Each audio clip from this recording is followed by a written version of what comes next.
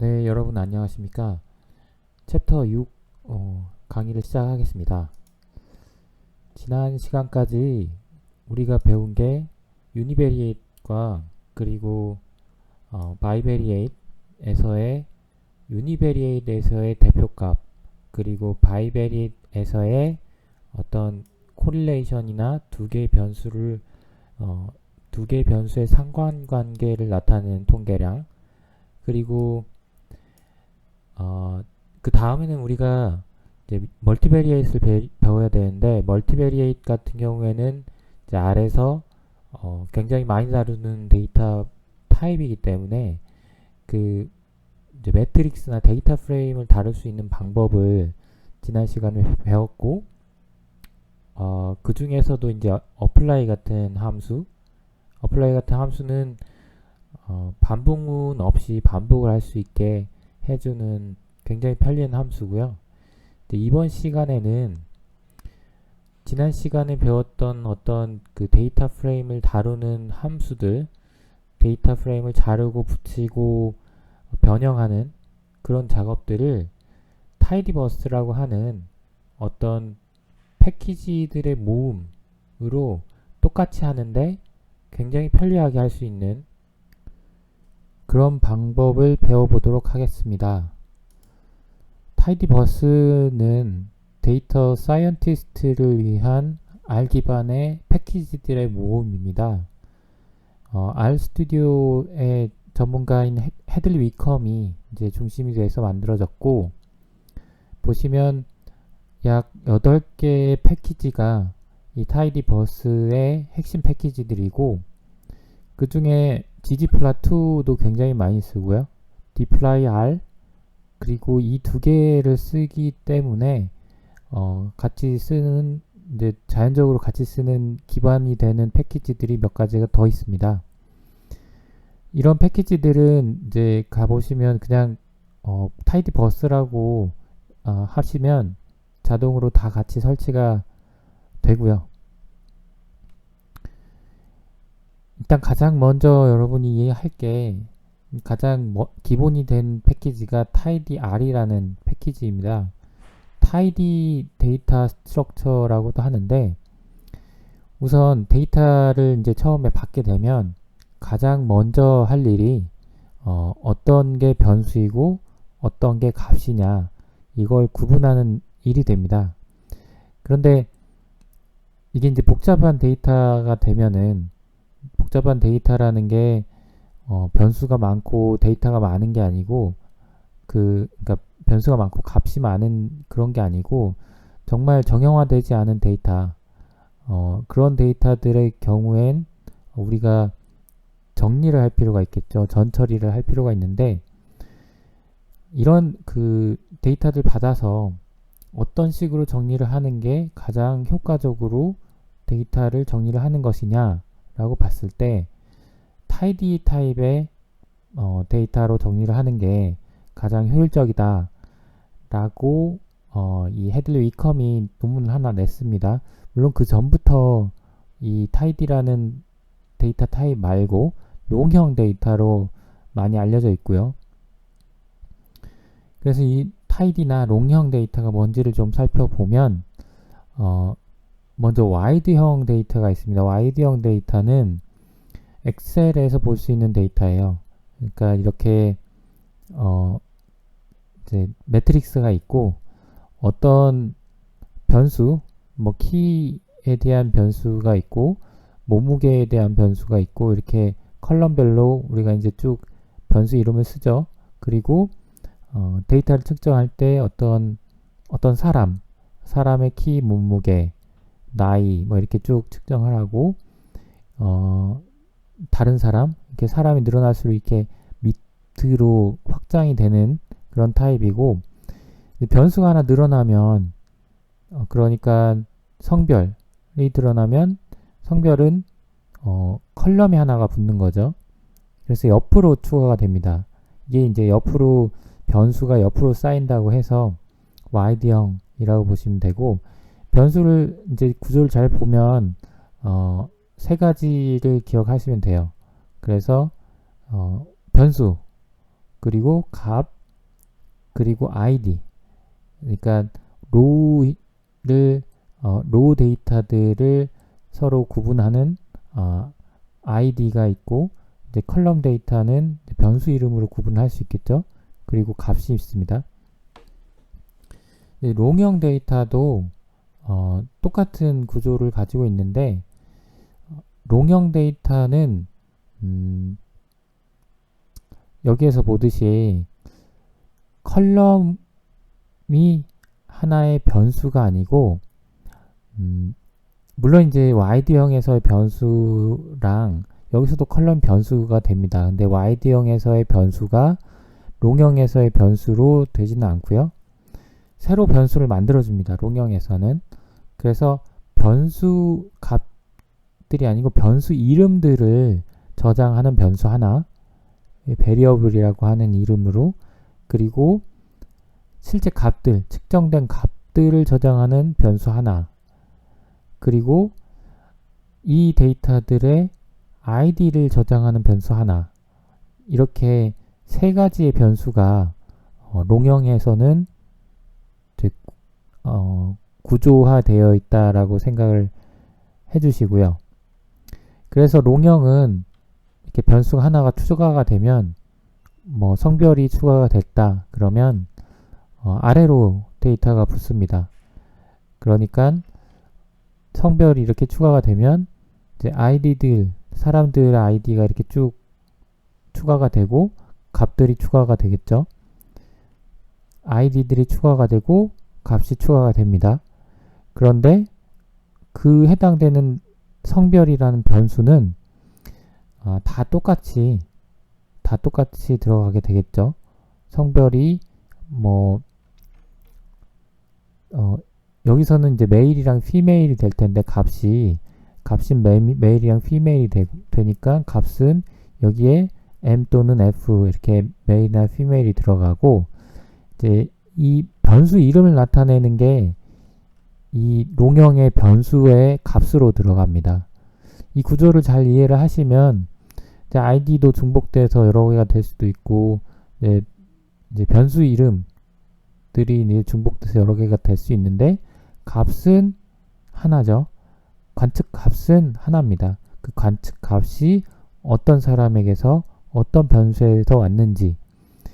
그래서 이제 잘 생각을 해보시면 이렇게 복잡한 데이터들도 딱 이 세 개 컬럼으로 요약을 할 수가 있고요. 이걸 우리가 얘기를 할 때 롱형 데이터라고 합니다. 그 롱형 데이터 같은 경우에는 여러 가지 장점이 있는데요. 일반적으로 모델링 통계를 할 때는 실제로 사용되는 모델이랑 굉장히 호환성이 높은 데이터 타입은 롱형이에요. 그러니까 값이 이제 반응 변수라고 할 때 반응 변수에 영향을 주는 게 어떤 베리어블들이 될 수 있고, 이제 id는 될 수가 없죠. 베리어블들이 될 수 있는데, 그런 부분은 뒤에 가서 이제 모델을 다룰 때 조금 더 말씀을 드리고, 일단 롱형 데이터가 이렇게 생겼다라는 걸 기억을 해 두시고요. 그러면 와일드형이랑 롱형을 전환할 수 있는 기능도 제공을 합니다. 그래서 뭐 몇 가지 패키지가 있는데, 타이디버스 패키지에는 이제 피봇 언더바 와이더, 피봇 언더바 롱거, 이 두 가지 함수로 이 두 가지 타입 데이터를 전환을 할 수가 있고요. 이제 왜 와이더보다 롱형 데이터를 더 선호하고, 그게 이제 통계 분석이나 모델링을 하는데 더 좋은지를 좀 알아보면, 일단 이 왼쪽에 있는 테이블은 이게 인구를 나타내는 숫자가 아닌 것 같기도 하지만, 일단 어떤 나라별로 연도의 인구수라고 우리가 생각을 해볼게요. 그러면 엑셀에 정리할 때는 나라별로 이렇게 쓰고 1999년 인구, 2000년 인구 이렇게 자연스럽게 정리가 되겠죠. 그런데 이 테이블을 이제 어떤 그림을 그린다고 생각을 해보면, 이 테이블을 가지고 X축에다가는 뭘 그려야 될지, Y축에는 뭘 그려야 되고, 만약에 색깔로 구분을 한다면 어떤 변수들을 구분을 해야 될지, 이런 게 고민이죠. 이런 게 고민이 되는데, 뭐, 딱 직관적으로 생각을 해서, X축에는 연도별로 1999년, 2000년 하고, Y축은 이제 이 인구 수를 나타내면 바그래프를 그릴 수가 있겠죠. 나라별로 바를 3개씩 연도 하나당 그리면 됩니다. 자, 그러면 X축의 연도인데 보통 우리가 그래프를 그릴 때 X축, Y축 이런 거는 변수의 값이죠. 값. 1999, 2000 이건 값이 됩니다. 그런데 지금 여기 YD형에서는 컬럼 변수가 되고 있어요. 변수 이름이 되고 있죠. 그래서 이런 경우가 비일비재하고 이런 경우처럼 변수이냐 값이냐 이런 어떤 구분이 모호할 때가 많습니다. YD형은. 근데 롱형으로 이걸 변환을 시켰다고 봤을 때 X축은 2어로 하고 Y축은 케이스의 그러니까 Y 값으로 해서 나라별로 그래프를 그려주면 되겠죠. 굉장히 직관적으로 값하고 변수가 구분이 되는 그런 데이터 타입입니다. 자주 보시면 아마도 이제 모델링을 자주 하시면 이런 롱형 데이터가 변수랑 값을 구분하고 어떤 모델링을 하거나 비주얼라이제이션 하는데 훨씬 더 명확한 정보를 전달해 준다 라는 걸 아실 수가 있을 것 같습니다. 자, 에어 퀄리티 데이터가 일단 기본 내장 데이터 셋이고요. 이 데이터를 가지고 일단 예제를 한번 코딩을 한번 해보면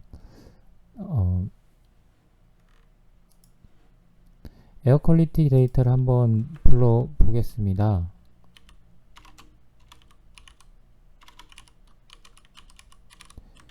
네, 이렇게 하면 에어 퀄리티 데이터는 스트럭처를 보시죠.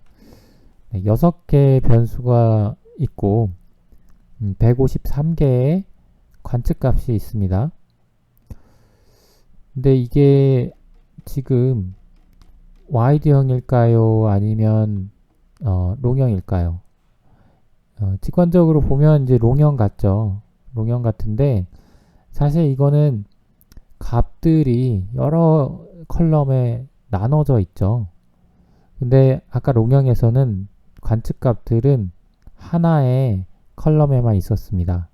그리고 또 달리 생각을 해보면 이 오존이나 솔라, 윈드 같은 게 X축에 이렇게 그려지면 될 것 같은데 만약에 그림을 그린다면 평균을 그린다 그러면 오존의 평균 뭐 이렇게 그릴 수도 있겠죠.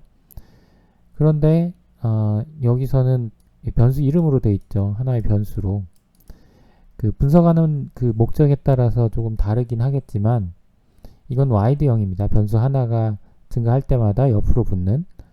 그러니까 롱형은 아마 처음에 제가 말씀드린 것처럼 관측값이 하나의 컬럼으로 되어 있고 각 값들에 대한 id랑 조건은 템프인지 윈드인지 이런 것들이 또 한 컬럼씩 되어 있는 그런 게 롱형이죠.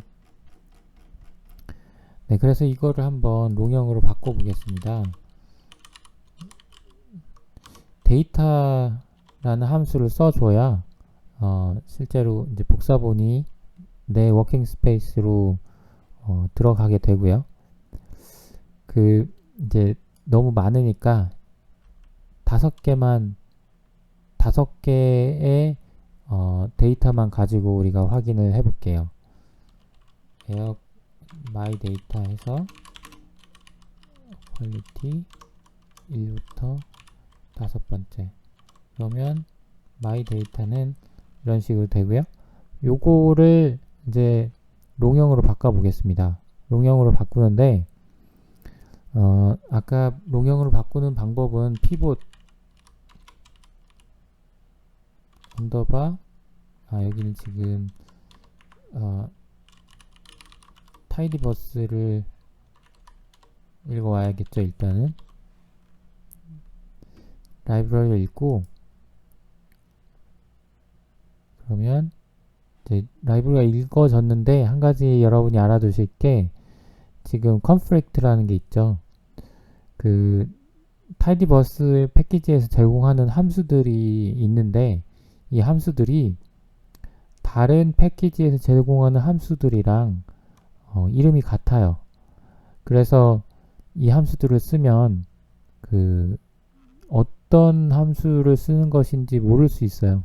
이 컴퓨터는. 그래서 이런 경우에는 이 앞에 그 패키지 이름까지 같이 써주면 되겠습니다. 나중에 또 설명을 드릴 거고요. 그래서 pivot 롱거였죠.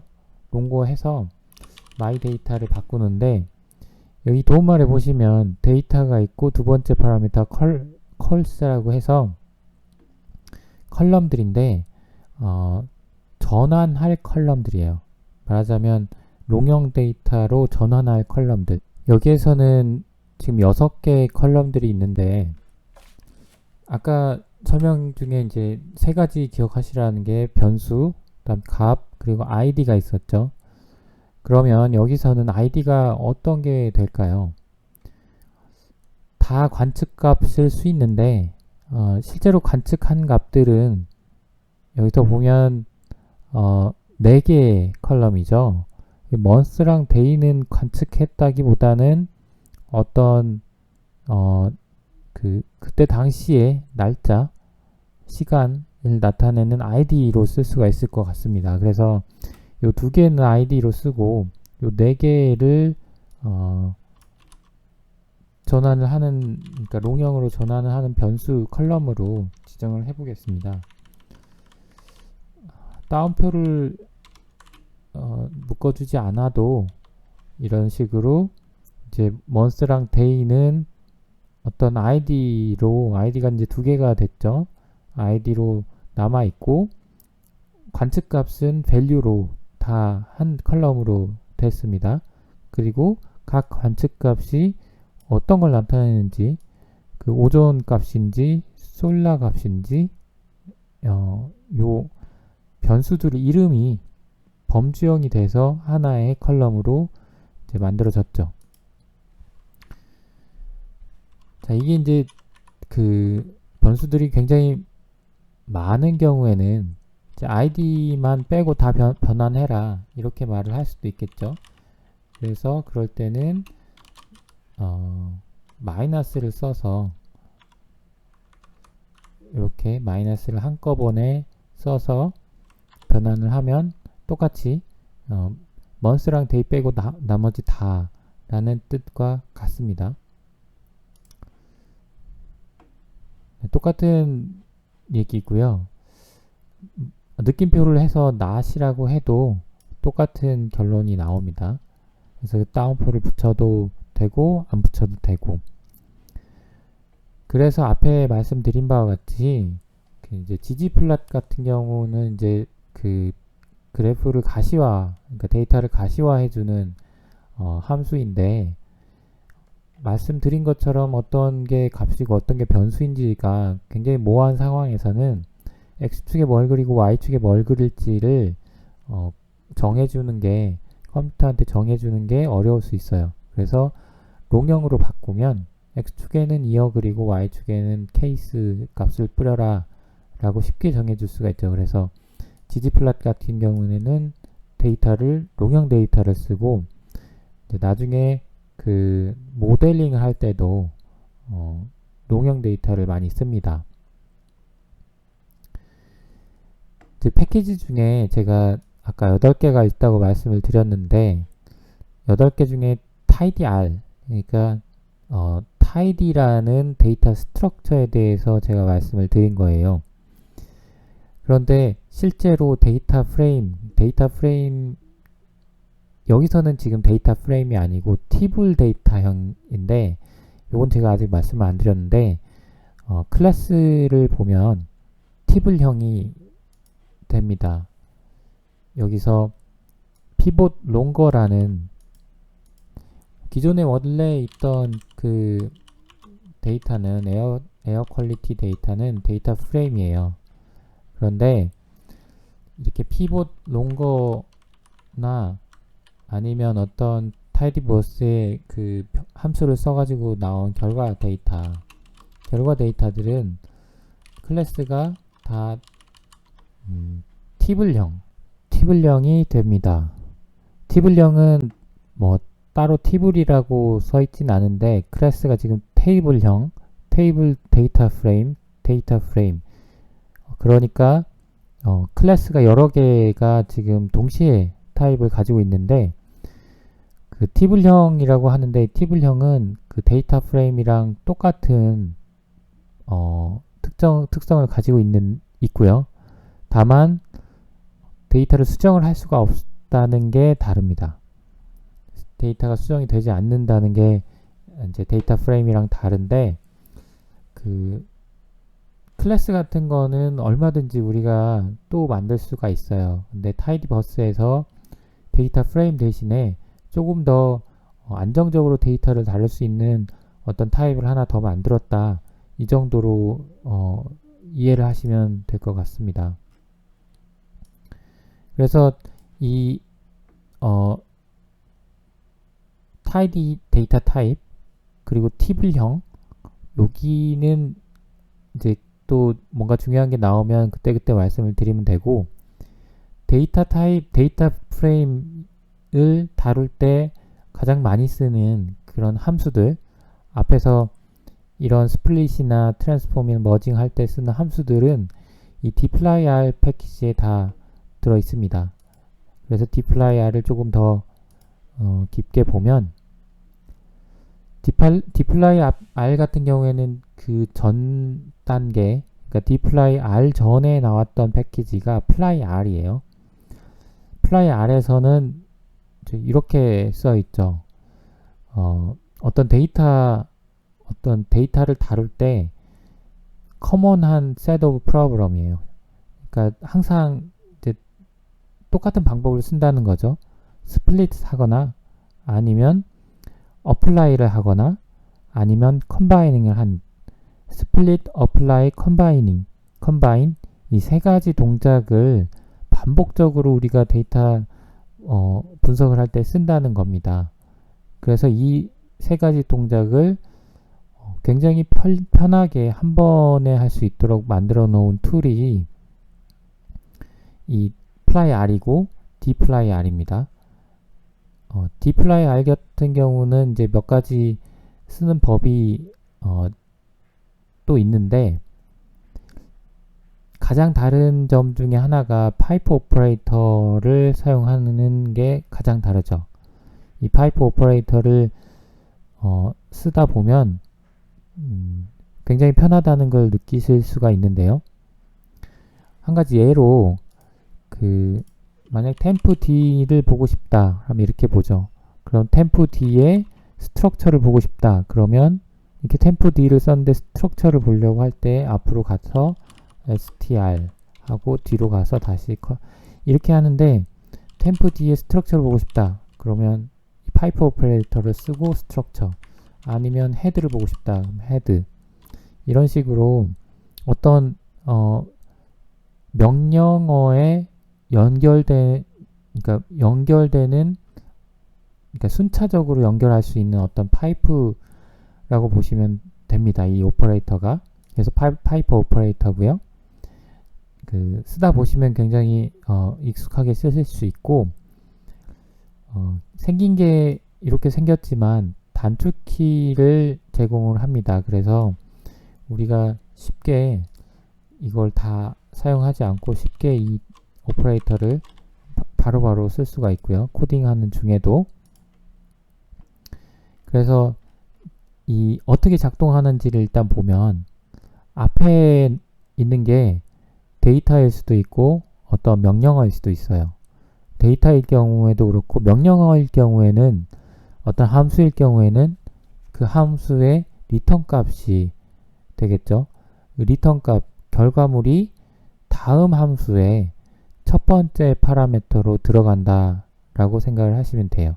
그래서 x 파이프 페이스트 하면 x가 첫 번째 파라미터에도 있고 그 다음 페이스트 안에 있는 것들이랑 같이 작용을 해서 x랑 a가 붙는 그런 기능을 하게 되겠죠.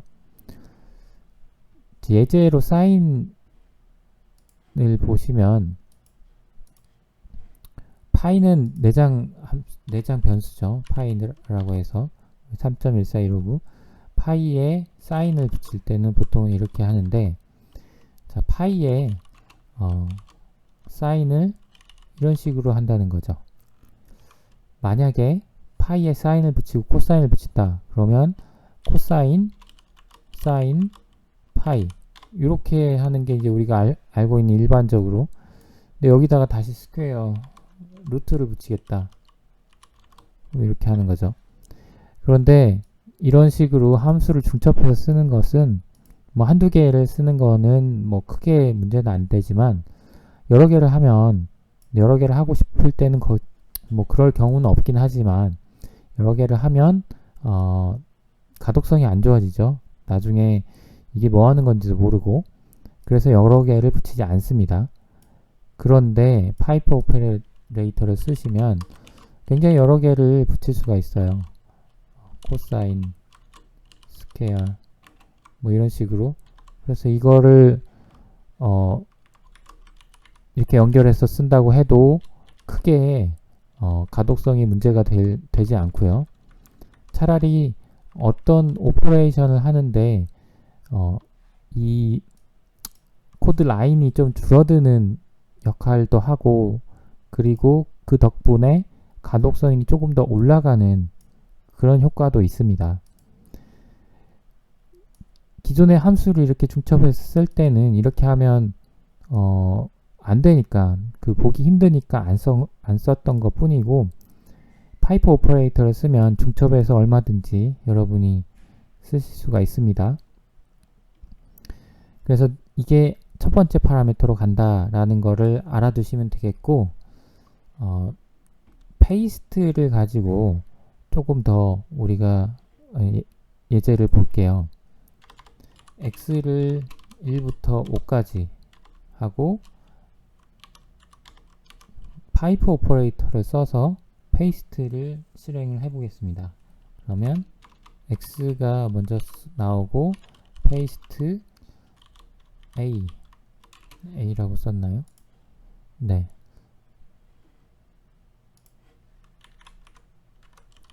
separation은 없는 걸로. 그럼 1a, 2a, 3a 이렇게 되겠죠.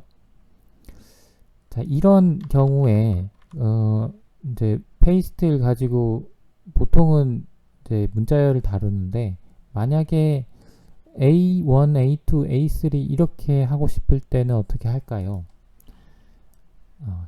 그럴 때도 이 파이프 오퍼레이터를 쓴다면 첫 번째 파라미터로 이게 들어가면 안 되고 두 번째에 들어가겠죠. 그러니까 A 다음에 들어와야 되겠죠. 그럴 경우에는 이 닷 오퍼레이터로 지정을 해줄 수가 있습니다. 그래서 이 닷으로 앞에 오는 데이터를 받아낼 수가 있죠. 그럴 경우에는 첫 번째가 아닌 이 닷 위치에 데이터가 들어가게 됩니다.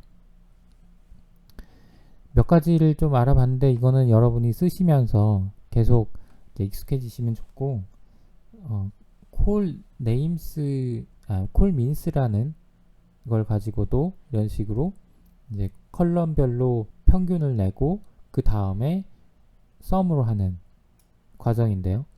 두 개의 함수를 중첩해서 썼는데 조금 더 길어 보이긴 하지만 가시적으로 이게 훨씬 더 명확합니다. x의 컬럼 민을 하고 그리고 그것을 썸을 해라. 여러분이 한번 연습을 해보시면 좋겠고, 이 닷 아까 말씀드린 것처럼 플레이스 홀더라고 하는데 첫 번째 파라미터로 넣는 게 아니고 두 번째가 아니고 원하는 곳에 파라미터로 넣을 때 이 앞에 있는 값을 원하는 곳을 넣을 때 닷을 쓰시면 되겠다 라고 기억을 하시면 좋겠습니다. 자, 이제 본격적으로 그 dplyr 아래 함수들을 쓸 건데요. 여기 보시면 몇 가지가 있는데 한 9가지 정도면은 여러분이 굉장히 자유자재로 이 dplyr 데이터를 다룰 수가 있는데요. select는 말 그대로 컬럼을 셀렉션 하는 겁니다.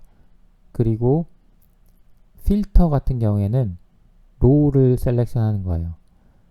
select는 변수, 컬럼, 필터는 샘플, row들을 필터링 할 때 쓰는 거고요.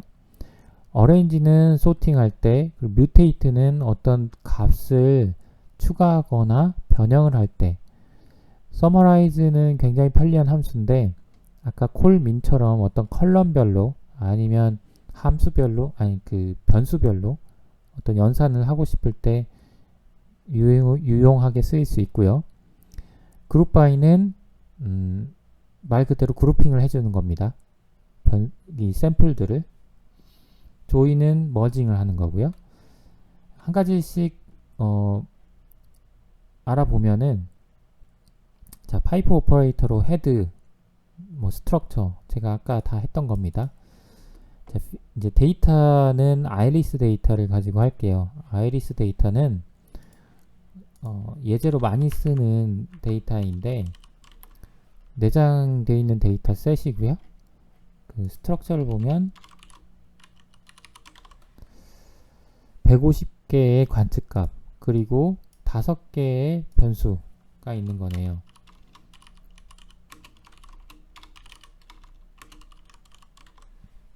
다섯 개의 변수니까 하나, 둘, 셋, 넷, 다섯. 이것은 롱형일까요? 와이드형일까요? 네, 이 데이터는 와이드형입니다. 관측값이 여기도 있고 여기도 있고 여기도 있죠. 그리고 어떤 특성이 추가가 될 때마다 해당되는 이제 이게 로우가 어떤 샘플이 될 텐데 어떤 꽃이 될 텐데 그 샘플의 특성이 옆으로 붙겠죠. 키가 붙든 아니면 색깔이 붙든 옆으로 이렇게 샘플마다 붙게 됩니다. 그러니까 이거는 와이드형이고요. 변수가 이제 스피시스 변수가 하나가 범주형으로 붙어 있는 겁니다. 자, 이걸 가지고 우리가 이제 필터 먼저 연습을 해보겠습니다. 필터 같은 경우에는 row를 선택하는 그런 함수였죠. 데이터를 앞에 쓰고 그리고 원하는 함수 이제 필터는 row를 선택하는 건데 row를 어떻게 row를 선택을 하느냐 어떤 조건을 주면 됩니다. 어떤 조건은 이거는 true 또는 false를 가지게 되겠죠. true 또는 false인 해당하는 row를 조작을 하는 겁니다. true인 것만 뽑겠죠. 여기서는. 그리고 이 로직 오퍼레이터는 또는 이 골뱅이 표시는 골뱅이가 아니죠. 이게 엔드 표시죠. 엔드 바는 또는이고 이런 거는 기본적으로 공통적으로 여러분이 쓸 수 있는 거라 느낌표는 나시고 보시면 금방 다 이제 익숙하게 보실 수가 있습니다. x가 아닌 부분 지금 앞에가 x고 뒤가 y인데 x가 아닌 부분이면 x가 아닌 부분과 y인 부분에 and니까 교집합 이렇게 여러분이 해석을 하시면 되고요. 필터를 한번 연습을 해볼게요. 아이리스에서 마지막 변수가 세토사였잖아요. 근데 지금 세토사가 몇 개인지는 모르겠지만 세토사 말고 스피시스가 버시티카랑 3가지가 더 있습니다. 팩터형 3가지니까 이 중에 세토사만 아이리스 필터 조건 스피시스가 세토사. 네, 이렇게 되면 세토사인 값들 50개만 따로 뽑혔습니다. 다른 건 한번 쭉 해보시면 될 것 같고, 어레인지 같은 경우에는 여기 아까 말씀드렸듯이 이제 순서대로 샘플들을 그러니까 로우들의 순서를 변경을 해주는 거죠. 네, 이것도 쭉 한번 해보시면 됩니다. 그리고 셀렉트 같은 경우에는 지금 dplyr 이라는 패키지 이름까지 써줬어요. 그 select라는 함수가 다른 패키지의 함수 이름이랑 똑같아서 지금 select만 써주면 제대로 작동을 안 합니다. 그 여러 가지 테크닉이 있는데 select는 변수를 선택을 한다고 말씀을 드렸잖아요. 그런데 변수가 뭐 이름을 써서 이렇게 선택을 할 수도 있는데 어떤 조건 s로 시작하는 변수 또는 뭐 어떤 문자형이 아닌 변수, 숫자인 변수 이렇게 조건을 가지고 변수들을 셀렉션을 할 수도 있는 그런 함수이고요. 몇 가지만 해보면 지금 우리가 스트럭처를 보면 변수가 4개죠. 5개. 5개 중에 어떤 변수를 선택을 할까요? S로 시작하는 거. 예제도 있지만 S로 시작하는 거는 start with를 쓰시면 돼요. start with가 아니고 츠네요. 츠. 네. 이렇게 하면 S만 될 텐데 head 앞에만 보죠. S만 선택이 되죠. S. 자, 여기서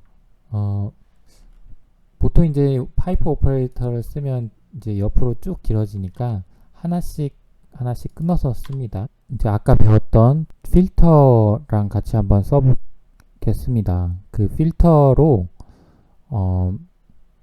뭐 3 이상인 그 셋팔 위스가 3 이상인 샘플들만 한번 뽑아 볼게요. 그러면 필터를 써야겠죠. 그리고 셋팔 위스가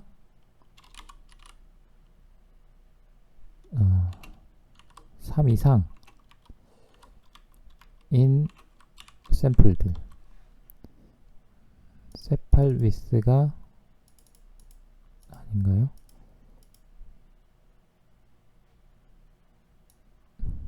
대문자네요.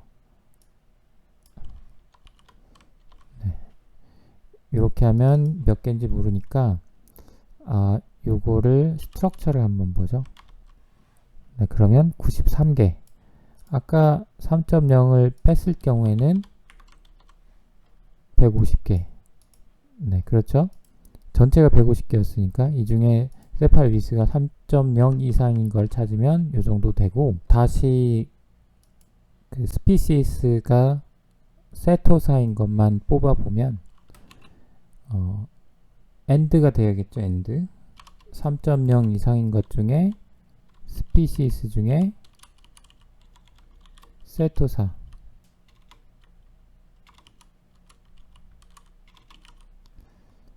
이런 식으로 실행을 한번 해보시면 네, 48개 48개가 이제 이 조건에 맞는 그 데이터들이 되겠습니다. 세토사 다 3.0이 넘죠. 셀렉트에서는 이런 start with 외에도 end with나 contains 같은 이제 어떤 문자열을 찾아주는 함수들을 같이 쓸 수 있고요. 이런 것들은 정규식이라고 하는 어떤 문자열의 패턴을 찾아주는 그런 기능을 좀 편리하게 사용할 수 있게 만들어 놓은 그런 이제 함수라고 보시면 되고, 정규식 같은 경우도 같이 쓸 수 있습니다. 그런데 정규식은 여러분이 한번 필요하신 분들이 찾아서 보시면 될 것 같아요. 이런 정규식을 가지고 셀렉트의 조건으로 줄 수 있다는 거를 알아두시면 될 것 같고요. 뮤테이트는 뭐 말 그대로 변형을 하는 거예요. 원래 아까 말씀드렸듯이 티블형은 이제 어떤 변형이 불가능한데 이 뮤테이트라는 함수를 써가지고 데이터를 좀 바꿀 수가 있습니다. 바꾸는데 이제 기존에 있는 거를 교체를 하거나 새로운 변수를 추가를 하거나 뭐 이런 기능을 할 수 있습니다. 여기에서는 세팔 레이시오라는 변수를 하나 추가를 하는데 랭스 나누기 위스로 추가를 합니다. 이런 경우처럼 어떤 데이터들이 쭉 있는데 이 데이터에서 만약에 이렇게 해보죠. 여기서 아이리스하고 헤드를 보면 세팔 랭스랑 세팔 위스가 있는데 이 두 개를 나눠 가지고 어떤 다른 새로운 수를 만들고 싶다 할 때 이런 뮤테이트 같은 걸 쓰면 편하게 만들 수가 있죠. 아이리스 뮤테이트 이름을 세팔 점 레이시오로 할까요? 세팔 점 랭스 나누기 세팔 점 위스 이렇게 보면 이거를 이렇게 하고 지금 칸이 작아서 제가 이거를 조금 더 이렇게 할게요. 뒤에 이제 파이프 오퍼레이터 한 번 더 쓰고 헤드로 보면 이런 식으로 뒤에 변수 하나가 추가된 걸 보실 수가 있고 이거를 하나 만들었으니까 이제 기존에 있던 건 필요 없다 그러면 그때는 어떻게 할까요? 셀렉트를 하죠. 변수를 이제 요 두 개만 셀렉트를 하는 겁니다. 아니면 뭐 다른 것도 셀렉트를 할 수 있는데 이건 한번 계산해 썼으니까 이제 필요 없다 그러면 이런 식으로 세팔 점 레이시오랑 스피시스만 취하겠다 그러면 이런 식으로 파이프 오퍼레이터로 순차적으로 우리가 오퍼레이션 하는 그 순차적으로 어떤 명령어를 쓸 수 있으니까 굉장히 직관적이고 편리하죠. 그 다음으로 우리가 배울 게 이제 서머라이즈인데 서머라이즈는 이제 그룹 바이랑 같이 쓰입니다. 그룹 바이랑 같이 쓰여가지고 가장 대표적으로 쓰이는 게 서머라이즈는 어떤 변수 값들을 서머리를 시켜주는 거예요. 이제 처음에 이제 유니베리에 우리가 배울 때 서머리가 있었죠. 서머리라는 게 어떤 변수의 값들을 대표값으로 말 그대로 요약해주는 요약값이죠. 여기서의 서머리가 그 요약값이라고 보시면 되고 해당되는 변수의 대표값 민이나 뭐 스탠다드 데비에이션, 베리언스 어떤 오퍼레이션이든 다 쓸 수 있습니다. 서머라이즈로 이 첫 번째 줄 같은 경우에는 세팔 랭스랑 세팔 위스를 서머리를 하겠다는 거죠. 그리고 두 번째 줄 같은 경우에는 이제 그룹 바이랑 같이 쓰여서 스피시스별로 그룹핑을 하고 그 다음에 서머라이즈를 하는데 그렇게 되면 어떻게 될까요? 스피시스별로 세팔 위스의 평균이 구해집니다. 여러분 이게 생각보다 굉장히 편리한 함수인데 일단은 좀 쓰면서 말씀을 드려볼게요. 아이리스의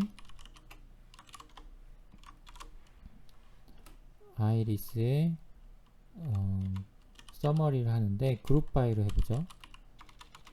일단은 서머리 먼저 summarize min sepal length 이렇게 하면 sepal length에 대한 그 평균이 나오는 거고, 여기에 그룹 바이를 하면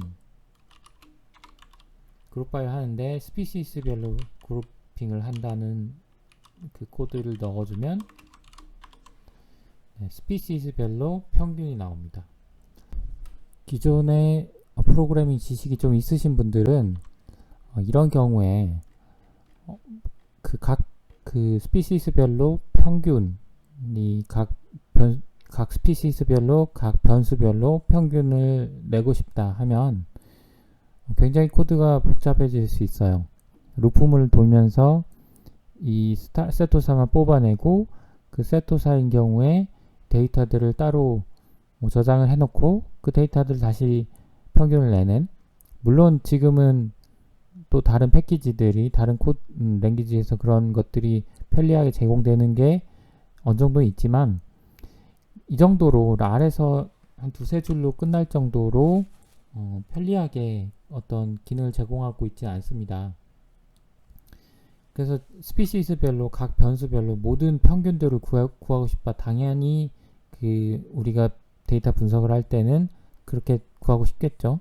그럴 경우에 group by species 그리고 summarize all 해주면 지금 summarize all이니까 모든 컬럼에 대해서 다 적용을 하니까 따로 컬럼 이름을 써줄 필요는 없고 함수 이름만 써주시면 됩니다. 이런 식으로 각 스피시스에 대해서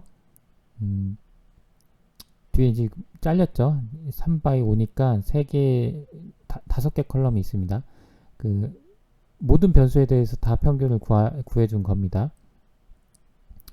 그런데 지금 아마도 이 summarize all은 쓰지 말라고 지금 제한이 되어 있을 겁니다. 라이프 사이클을 보면은 슈퍼시드라고 해서 뭔가로 대체된다는 겁니다. 제가 미리 찾아놨는데요. 이 라이프 사이클은 그 어떤 함수나 어떤 패키지의 유지 보수가 어느 정도 되는지 이런 걸 보는 건데, 슈퍼시드 같은 경우에는 더 이상 액티브하게 디벨롭먼트가 되지 않고 있다. 그러니까 언젠가는 좀 그러니까 그만 지원되는 그럴 가능성이 있는 함수죠. 그러면서 여기에서 across를 써라 라고 돼 있는데, 이런 경우에는 그냥 summarize를 쓰고 across 하고, 이제 여러분이 이것도 알아보시면 좋은데 everything이라는 게 있습니다. everything은 말 그대로 모든 변수 everything에 대해서 min을 적용해라. 요게 아마 제한하는 코드 같아요. 똑같이 나오죠. 여러분이 마지막으로 이제 타이디버스에서 배우실 함수는 join 함수입니다. join 함수는 네 가지 left join, right join, inner, full join이 있는데, 제가 이해를 돕기 위해서 미리 구글링을 한번 해봤습니다. 그래서 테이블을 보시면 left join 같은 경우에는 이제 두 개의 테이블을 합하는데, 이 두 개의 테이블을 그냥 합하면 만약에 x1이 인덱스다 라고 했을 경우에는 abc인데 여기는 abd죠. 근데 이걸 그냥 합하면 C하고 D, 이게 만약에 다른 사람이다 라고 하면 다른 사람의 데이터가 같은 로우에 들어가게 되는 그런 잘못된 병합이 될 수 있습니다. 그래서 이거를 조인을 할 때는 이 인덱스를 기준으로 해서 같은 인덱스끼리 묶어줘야 될 필요가 있고요. 그 방법이 네 가지가 있다는 겁니다. 그래서 left joining은 앞에 있는 게 이제 그 left라고 보시면 되는데, 앞에 있는 인덱스를 기준으로 해서 조인을 하겠다. ABCD만 남아있고 ABCD가 없는 애들은 빼겠다라는 거죠. 이런 식으로. 라이트 조인은 당연히 이제 오른쪽에 있는 걸 기준으로 하는 거고, 이너 조인은 둘 다 있는 것만, 풀 조인은 있거나 없거나 모든 게 다 조인이 되는 그런 함수들이라고 보시면 됩니다. 네, 실제로 그 데이터들을 가지고 한번 연습을 해보시면 두 개의 데이터를 제가 미리 df1은 id가 1, 2, 3, 4, 5, 6이고 df2는 4, 5, 6, 7, 8, 9. 그런데 이제 df1 같은 경우에는 age 데이터를 가지고 있고 df2는 젠더 데이터를 가지고 있으면, 그러면 당연히 같은 id끼리 묶어줘야 되겠죠. 여기서는 지금 1, 2, 3이 없죠. 그리고 7, 8, 9가 df1에는 없습니다. 이 경우에 그냥 우리가 cbind라는 함수로 이렇게 묶어주면 같은 id를 가진 사람끼리 묶여지는 게 아니고 다른 id를 가진 사람끼리 묶여지게 돼요. 이 부분은 여러분이 이제 어떤 데이터를 병합할 때 굉장히 조심하셔야 되는 부분인데, 이게 이제 크게 보이지 않으니까, 눈에 보이지 않으니까 실수하는 부분이 많고, 이 실수를 한번 하게 되면 데이터 분석의 값이 굉장히 많이 달라지게 되겠죠. 그래서 가능하면 이 id끼리 묶어주는 그런 습관을 들이시는 게 중요하고, 예제에서는 이렇게 함수로 썼지만 파이프 오퍼레이터를 쓰면은 조금 더 명확하게 df1 left join 하면 left니까 왼쪽을 기준으로 조인을 하는 거겠죠. df2 by는 이제 dplyr 아래에 쓰는 조인 함수들은 무조건 같은 id를 가지고 있어야 돼요. 두 개 합하고 싶은 데이터 프레임이 같은 id의 데이터 변수들을 가지고 있어야 됩니다. 그래서 by를 id로 해주면 이런 식으로 왼쪽에 있는 데이터 df1을 기준으로 해서 데이터들이 붙게 되겠죠. 그리고 당연히 이제 right join도 할 수 있고, 나머지도 여러분이 이제 풀이나 inner도 똑같이 하시면 실행을 해보시면 되겠습니다. 자, 이제 그 다음에 있는 코드 내용은 과연 이 dplyR이나 tidybus가 기존에 우리가 배웠던 스플릿이나 머징이나 이런 함수들을 써가지고 했을 때와 얼마나 다르냐, 그 부분인데, 그 부분은 아까 제가 잠깐 말씀드렸던 summarize all이라는 걸로 보여드릴 수가 있어요. 만약에 이제 R에서 다른 랭귀지 같으면 이거보다 훨씬 더 많은 코드가 필요한데, 지금 R에서 지난 시간에 배운 함수들만 가지고 apply까지 써가지고 만약에 평균을 구한다 했을 때 이렇게 하면 되겠죠. 아이리스를 스피시스별로 스플리팅을 해주고, 그리고 apply를 써서 콜민들을 구합니다. 컬럼민들을. 그리고 다시 이거를 머징을 하는 거죠. 가만히 보니까 앞에서 제가 처음에 플라이아를 소개를 드릴 때 이렇게 말씀을 드렸죠. 세 가지 동작, 스플릿, 어플라이, 세 가지 동작이 이건가요? 스플릿, 어플라이, 그 다음에 머징, 여기 있죠. 스플릿, 어플라이, 컴바인. 딱 이 오퍼레이션들을 지금 하고 있는 거죠. 이 오퍼레이션으로 우리가 원하는 평균을 구한 겁니다. 실제로 여러분이 한번 해보시면 될 것 같고, dplyr 패키지, 그러니까 tidybus를 사용을 하면 이런 식으로 아까 말씀드린 것처럼 summarize all을 하면 평균이 다 구해지죠. 그런데 summarize all 말고 이제 across를 쓰면 된다라는 것도 알아두시고요. 이제 한 가지 이제 이걸 쓰면은 이제 이렇게 편하게 된다라는 건 알겠는데 이것도 그렇게 그 코드가 길지는 않잖아요. 굉장히 많이 쓰는 코드인데 그 비교를 할 거라면은 사실은 이걸 비교를 하면 안 됩니다. 왜냐면 이 콜민스라는 함수를 썼기 때문에 콜민스 같은 경우에는 평균을 금방 구해줘요. 만약에 민이 아니고 스탠다드 데비에이션을 구한다 했을 때는 코드가 달라집니다. 다시 말해서 조금 더 코드가 더 복잡해져요. 콜민스 대신 그러니까 평균을 썼을 때 이제 컬럼별로 민을 구하는 걸 썼기 때문에 좀 간단하게 할 수 있었는데 지금 이게 아니고 스탠다드 데비에이션은 컬럼별로 스탠다드 데비에이션을 구해주는 함수가 없죠.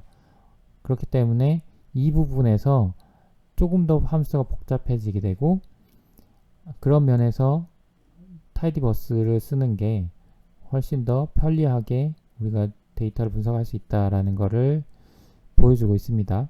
자, 이제 example을 한번 해볼 텐데요. example은 아이레이스 데이터를 이제 평균과 분산, 스피시스별로 평균과 분산을 구하고 그거를 gg플롯으로 바그래프를 그려보는 과정인데 제가 따로 이 ggplot 그 강의는 드리지 않았는데 아마 이번 학기에는 ggplot을 이제 필요할 때마다 이렇게 오늘처럼 설명을 조금씩 드리고 진행을 하는 걸로 하겠습니다.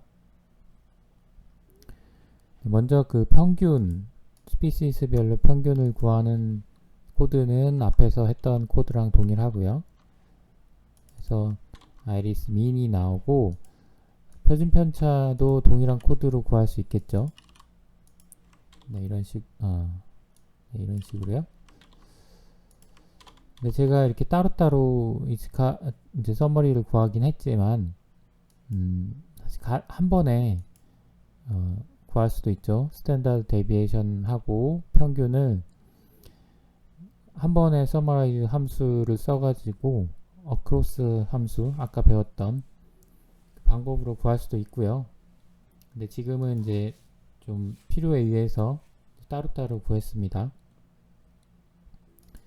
두 개를 가지고 그림을 그려야 되는데 그림을 그릴 때는 지금 교재는 사실 이거를 처음에 평균을 먼저 한번 그려보죠. 평균을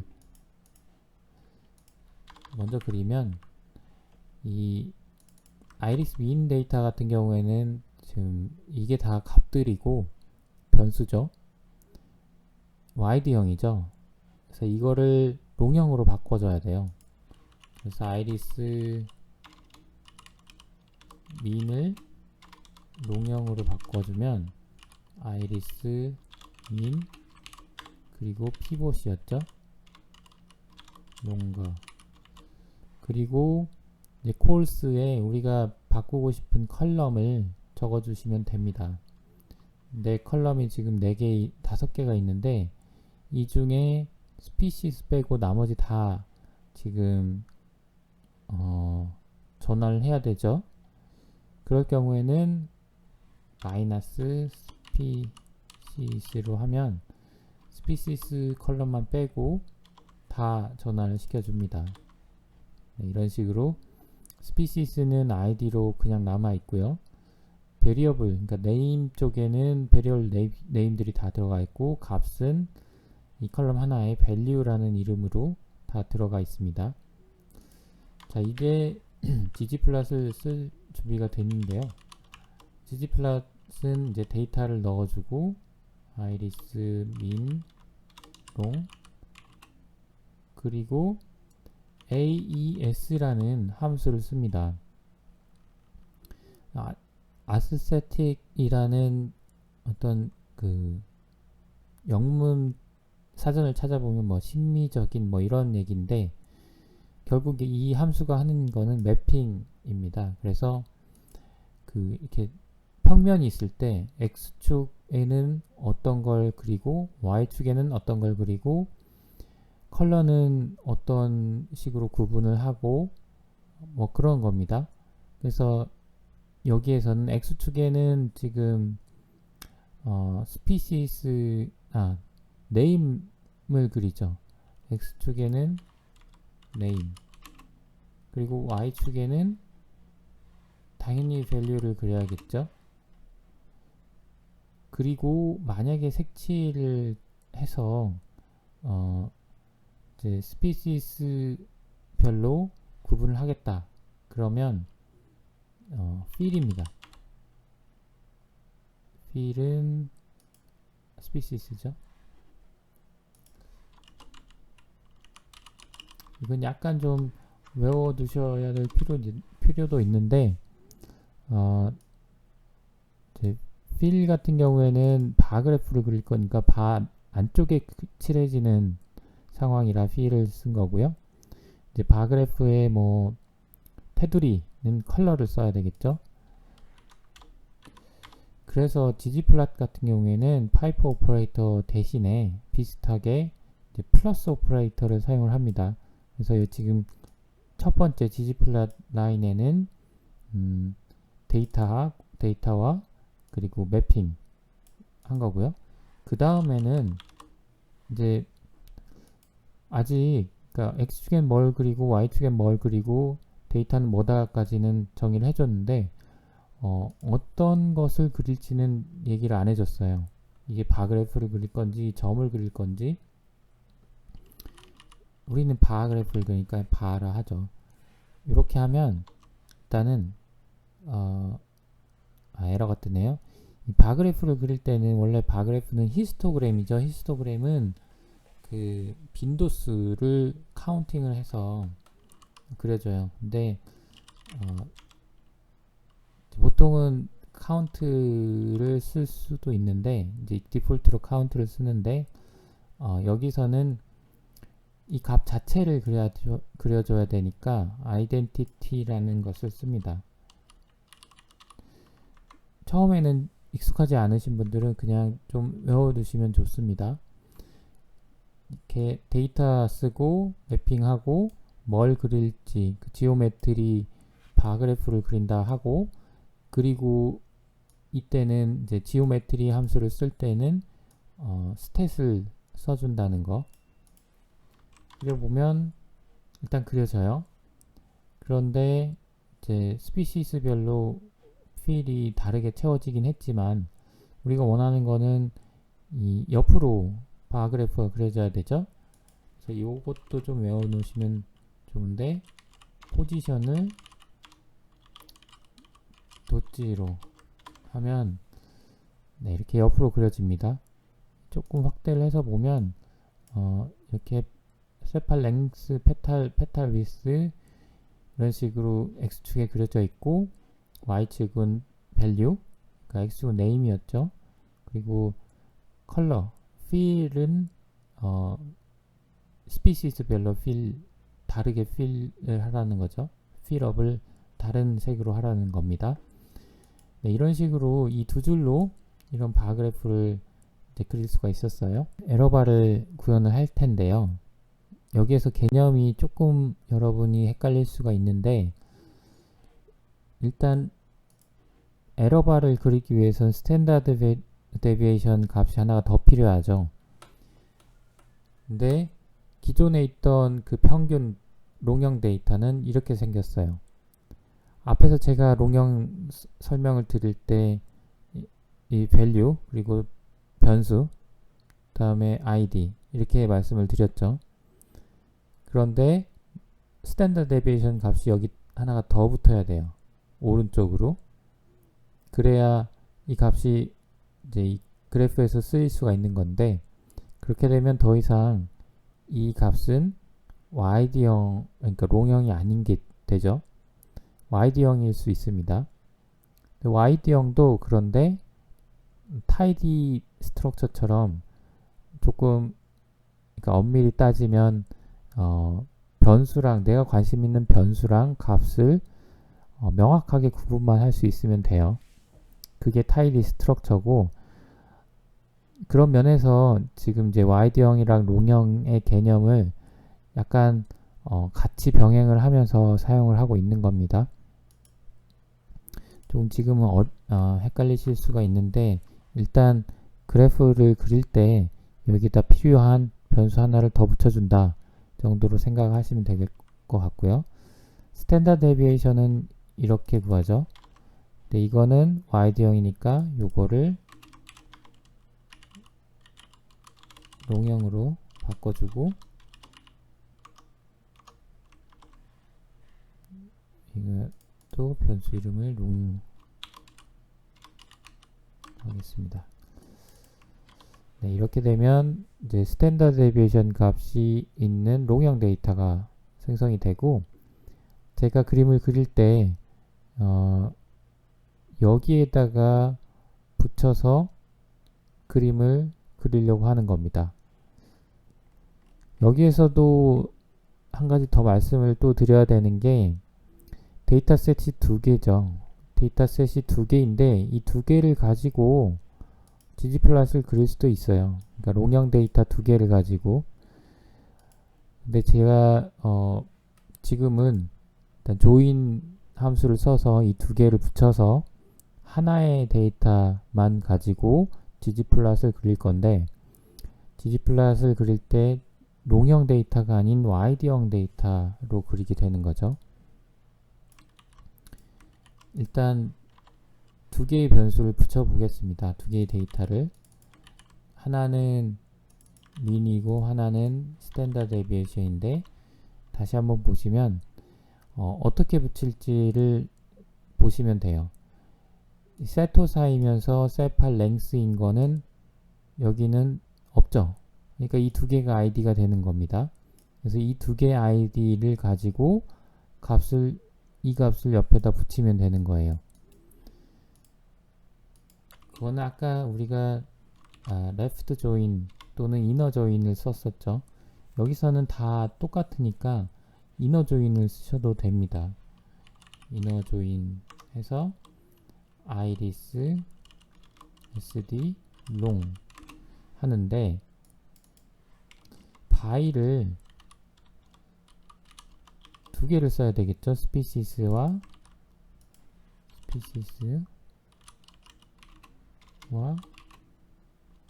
name 두 개를 써야 두 개의 인덱스를 가지고 두 개를 비교해서 해당되는 라인에 값을 붙여줄 수가 있겠죠.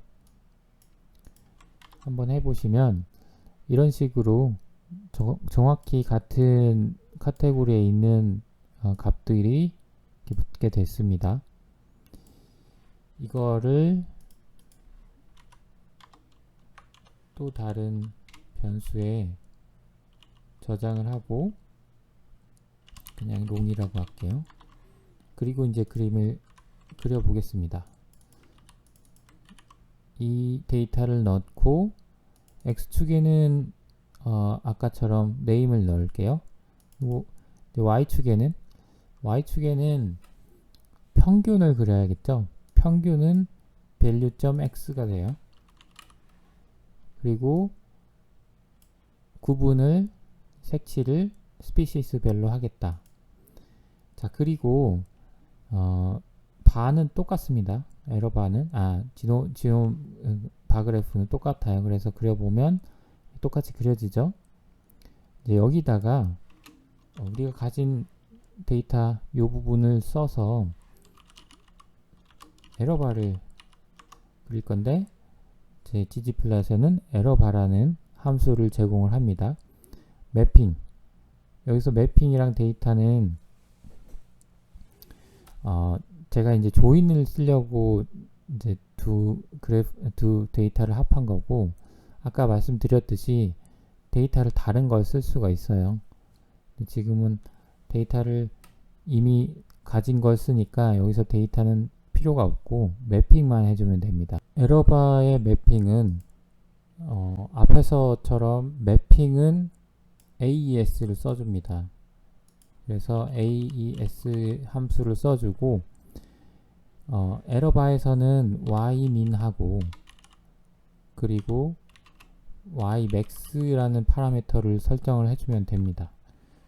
그런데 에러바에서 ymin은 당연히 평균의 표준 편차를 빼준 값이 되겠죠. y가 되겠죠. 이 값. 그리고 ymax는 더한 값이 되겠죠. 이렇게만 해줘도 일단 그림이 그려져요. 네, 이렇게 그려지죠.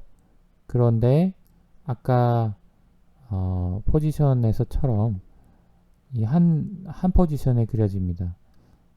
그래서 이 에러바 같은 경우도 이 포지션을 설정을 해줄 필요가 있고요. 포지션을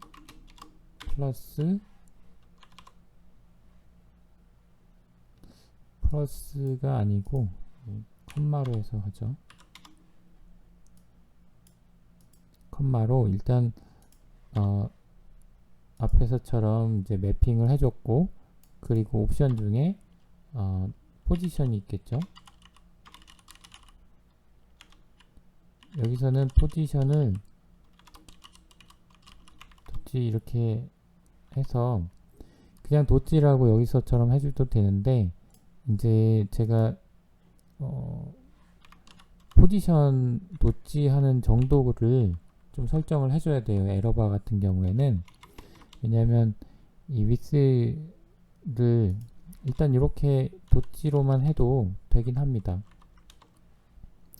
그러면 이렇게 되죠. 그런데 위스를 좀 줄이려고 보니까 위스를 0.4 이 정도로 줄이면 이게 또 안 맞아요. 그래서 여기다가 0.9를 해주니까 적당히 맞습니다. 그래서 여기서는 도찌라고 이렇게 했는데 여기서는 이렇게 포지션 언더바 도찌라는 함수를 쓴 이유가 어떤 설정값을 해주려고 쓴 거라고 생각을 하시면 됩니다. 자, 이렇게 이제 뭐 에러바도 그렸습니다. gg플롯을 가지고 그렸는데 당연히 이런 에러바는 이런 이제 그래프는 굉장히 디폴트 옵션만 가지고 그린 거고 굉장히 화려하게 또 옵션들을 줄 수가 있고요. 그 옵션들이 굉장히 많아요. 그래서 gg플롯 하나만 가지고도 어떤 이제 문법을 배워야 되는 상황인데 그런 부분은 제가 이제 틈틈이 말씀을 드리기도 하고 일단 오늘은 gg플롯을 그릴 때 몇 가지만 기억을 하시면 됩니다. ggplot 라인은 레이어라고 해요. 이 플러스로 구분된 레이어. ggplot 레이어에서는 데이터와 매핑, x축, y축, 그 다음에 그룹, 필, 컬러 매핑을 해주고 geom 레이어에서는 어떤 스탯에 따라서 바를 그릴지 점을 그릴지 그런 지오메트리를 정해주는 거고요. 그리고 에러바라는 거는 그냥 거의 외우시면 되고 뭐 바그래프에서도 그릴 수 있고 점, 닷에서도 포인트에서도 그릴 수 있고 다 그릴 수 있습니다. 이거 외에도 이제 them이나 XY 스케일이나 뭐 이런 것들이 있는데 그런 것들은 이제 추후에 기회가 될 때 말씀을 드리기로 할게요. 그래서 오늘은 이제 거의 여기까지만 이제 말씀을 드리고 이제 문제가 있는데 문제가 좀 어려울 수도 있을 것 같습니다. 왜냐하면 dplyr 이 생소하신 분들은 오늘 강의만 듣고는 이제 좀 부족할 수도 있긴 한데 일단 최대한 이제 해보시고요.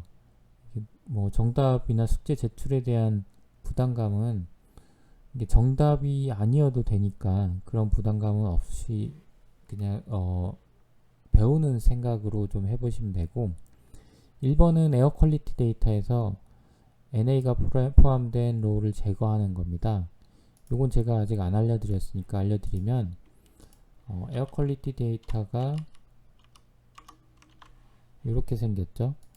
그런데 보시기에도 NA들이 있어요. not available 이라는 이제 미싱 값들인데, 이런 값들은 빼줘야 되겠죠. 이런 샘플들은 빼주는데, dplyr tidyverse에는 굉장히 편하게 그런 거를 해주는 기능이 있습니다. 그래서 drop NA라는 함수를 쓰면은 이런 식으로 NA가 다 빠져요. 그래서 1번 같은 경우에는 myAir라는 데이터셋에 저장을 하라고 했으니까 myAir 이렇게 하면은 1번이 되는 겁니다. 그리고 이제 대의 변수를 제거한 거는 select를 쓰면 되겠죠. 근데 select 쓰실 때 앞에 콜론 붙이는 거 유의를 해주시고요. 다시 보여드리면 select 여기 있죠. dplyr 콜론 2개 패키지 이름까지 써주셔야 실행이 된다는 걸 알아두시고, 그리고 세 번째는 평균 구하는 거는 역시나 앞에서 했었죠. 그리고 롱형으로 바꾸는 것도 하실 수 있고, 여기 나온 그림처럼 x축은 month, y축은 value, 그 다음에 이제 field이겠죠. field은 name, 이렇게 매핑을 해서 바그래프를 그리시는 거. 그리고 이제 1번부터 5번까지 4번까지 파이프라인으로 해도 되고 5번까지 파이프라인으로 다 연결을 해도 하나의 명령으로 수행을 하실 수가 있습니다.